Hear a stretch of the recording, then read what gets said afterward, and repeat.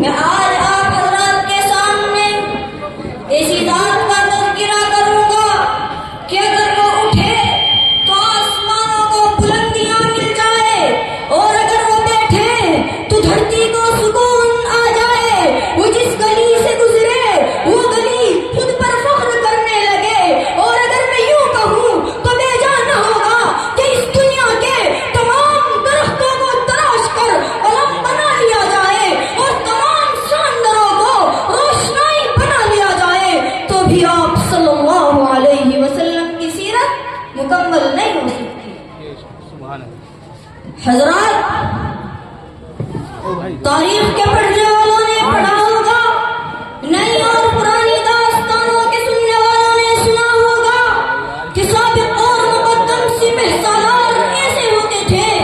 سابق اور مقدم فرمانروا ایسے ہوتے تھے کہ جو اینٹ کا جواب پتھر سے دیتے تھے۔ مگر یہ تاریخ تجھے تیری صداقت کی قسم، اے انقلاب دورہ، تجھے تیرے انصاف کا واسطہ بتا کہ ان فرمانرواؤں میں کوئی ایسا فرمانروا بھی گزرا ہے کہ جس نے اور دینے والے کو پھول پیش کیے ہو، کہ جس نے گالی دینے والے کو دعائیں دی ہو، کہ جس نے پتھر برسانے والے کو موتیاں پیش کیے ہو۔ اے تاریخ، تو خاموش کیوں ہے؟ اے انقلاب دورہ، تو جواب کیوں نہیں دیتا؟ اے گردش دورہ، تو چپ کیوں ہے؟ ارے ہاں ہاں، تیرا خاموش رہنا ہی تیری صداقت کی دلیل ہے کہ ان فرمانرواؤں میں کوئی ایسا فرمانروا گزرا ہی نہیں کہ جس نے ہار دینے والے کو پھول پیش کیے ہو، کہ جس نے گالی دینے والے کو دعائیں دی ہو، کہ جس نے پتھر برسانے والے کو موتیاں پیش کیے ہو۔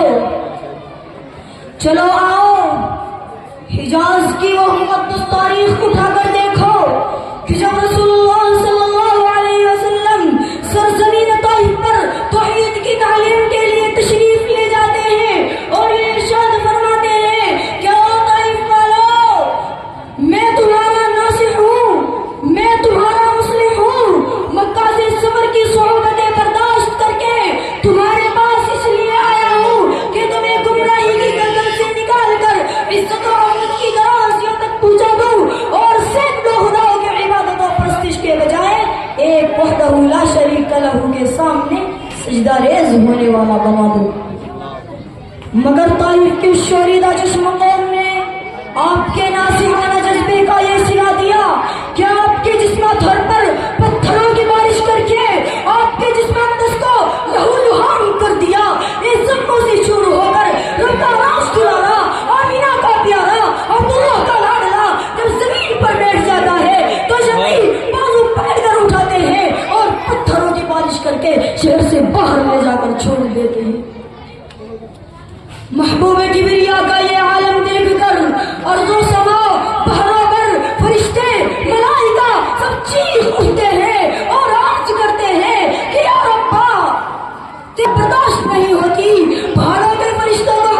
حکم ہوتا ہے کہ جاؤ، جس طرح بھی ہو سکے میرے محبوب کی تسلی کا سامان مہیا کرو۔ پہاڑوں کے فرشتے حاضر ہوتے ہیں اور عرض کرتے ہیں کہ یا رسول اللہ، یا رحمت للعالمین، اگر اجازت ہو تو ان طائف والوں کو دو پہاڑوں کے درمیان پیس کر رکھ دے۔ ہواؤں کے فرشتے حاضر ہوتے ہیں اور عرض کرتے ہیں کہ یا رسول اللہ، یا رحمت للعالمین، اگر اجازت ہو تو ہم ان طائف والوں پر ایسی آندھیاں چلائے کہ ان کی نسلیں تک بڑھ جائے۔ مگر ظلم و ستم کی داستانوں کو سن کر ہنسنے والے، سنو میرے محبوب نے کیا فرمایا۔ میرے محبوب نے فرمایا کہ میں اس دنیا کے اندر رحمت للعالمین بن کر آیا ہوں، زحمت للعالمین بن کر نہیں آیا۔ میں ان کے حق میں کیوں تیرے الہی کی دعا مانگوں، میں ان کے حق میں کیوں تیرے الہی کی دعا مانگوں، بشر ہے بے خبر ہے کیوں تباہی کی دعا مانگوں، وما علینا الا البلاغ۔